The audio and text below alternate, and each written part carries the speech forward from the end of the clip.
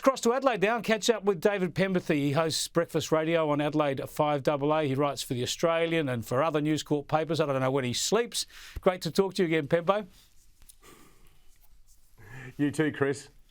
Mate, you've got to talk us through this terrible story that I know you've covered in radio, and I know you've been affected by it yourself in Adelaide. It stems from a horrible car crash where somebody's trying to drive a Lamborghini. Unsurprisingly, I suppose, given the beast of a car he's driving, he loses control of it, slams off the road into innocent girls, one of whom is killed.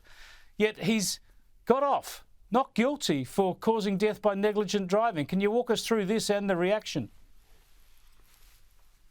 Look, it's really been the most shocking case, Chris. The girl in question, Sophia Naismith, was in her final years of high school at Brighton High. Her family, her two sisters, her parents, obviously completely devastated by what happened. The entire Brighton High School community was. But there was a sort of horrible relatability about this story that affected so many families here in South Australia.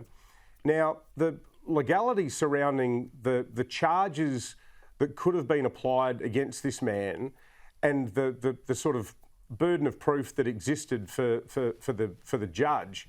He had been charged by the DPP with causing death by dangerous driving, and let's not forget Sophia's friend was also seriously injured, so causing serious harm by dangerous driving.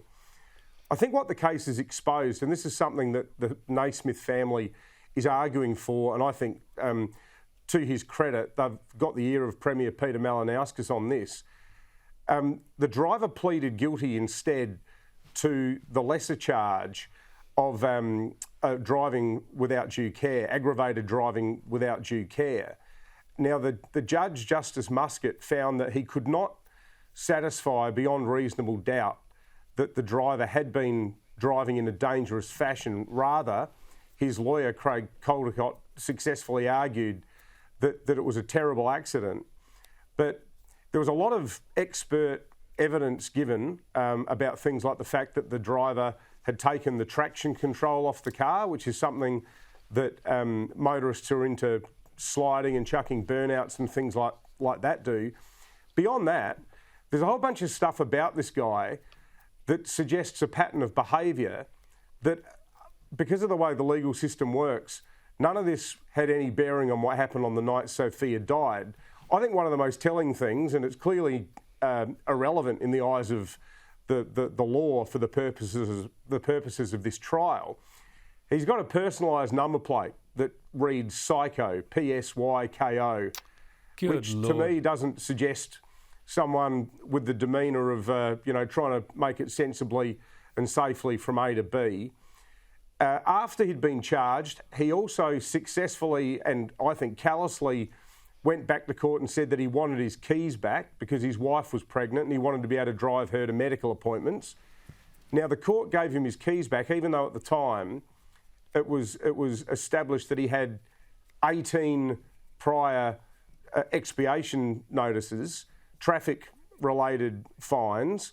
One of them was for street racing. So it sparked this massive debate. Well, so it should, Pembo. So it should. As you say, the Naismith family have lost a wonderful young daughter in Sophia. And the point is, this gets to a real problem right across the nation, and that is the responsibility placed on drivers. We know, of course, there are tragic accidents, but we also know a lot of people drive in a way that's reckless and dangerous, and you've got to have the legal system coming down on those because these are deadly weapons when they're mishandled. I think what it also shows too, Chris, is that to a point the judges can only play the hand that they're dealt by statutory law and by precedent. So we actually need to get much more serious on things like hoon driving. You know, at the moment, every morning we cross to the South Australian Police for an overnight update at 7:15. And at least once a week, there's some half-wit who's been caught. There was a guy caught this week driving at speed an unregistered car without a licence, and the police said he hadn't had a licence for 10 years. So when you've got people who are habitual ratbags on the road, we need to get a lot more muscular with the way they're treated in the first instance.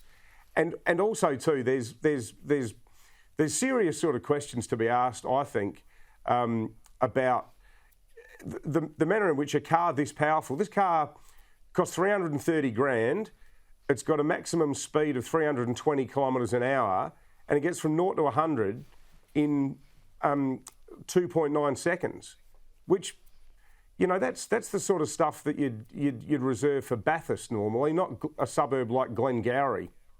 Yeah, well, the idea that you can just drive that around the streets really is wrong. It's impossible to drive a vehicle like that around sensibly on the streets. Buy one if you like and take it out to the racetrack. Shocking story, and thanks for explaining those issues to us, Pembo. It's just an absolute shocker, and you know, you're going to get more of this sort of behaviour unless you crack down on it, and people need justice for a life lost too. Now, I want to talk about something that's absolutely ridiculous at the other end of the law. There's a nightclub in Sydney, I've got to get your thoughts on this, where it wants to stop people staring across the crowded room. The club is called Club 77. They put a post up on Instagram. Their rules are saying, we encourage you to interact with strangers. However, any engagement must begin with verbal consent. This also applies, for example, if you're staring at someone from afar. If the attention you're giving someone is unwarranted, that's considered harassment. Now, I'm thinking of Neil Young and Like a Hurricane. You know, once I thought I saw you in a crowded, hazy bar. I mean, what, you're not allowed to look across at someone in a bar anymore? How's anybody ever going to connect? Well, I mean, it gives a whole new sinister sort of connotation to the time-honoured "our eyes met across the room." I mean, how does that sentence now end? Our eyes met across the room, and then she called the cops. I mean, had me thrown out.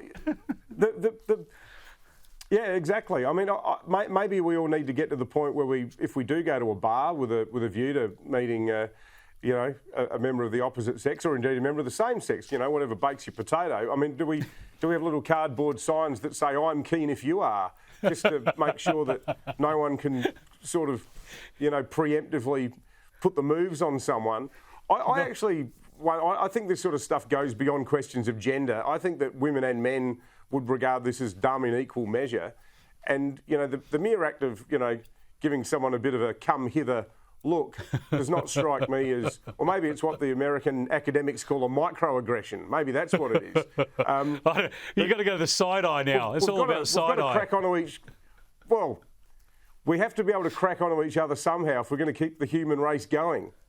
Yeah, well, all you can do is swipe and do the Tinder stuff now. Nothing else.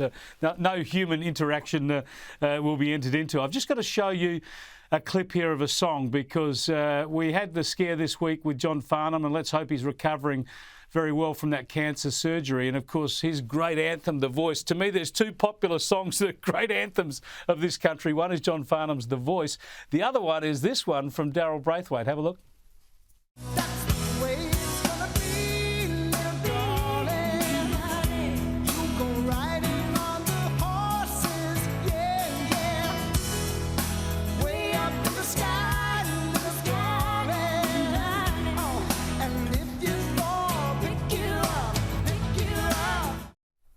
Such a great song, and the reason I mentioned that is Margaret Ehrlich, who sang the backup vocals, brilliant backup vocals on that song, sadly has passed away, the New Zealand-born singer. That's not her in the film clip. She was away recording while they shot the film clip, but just a great voice, and she's sadly passed away at the age of 57. So no doubt you've sung that song many times too, Pembo, but we're just about out of time. Thanks for joining us again.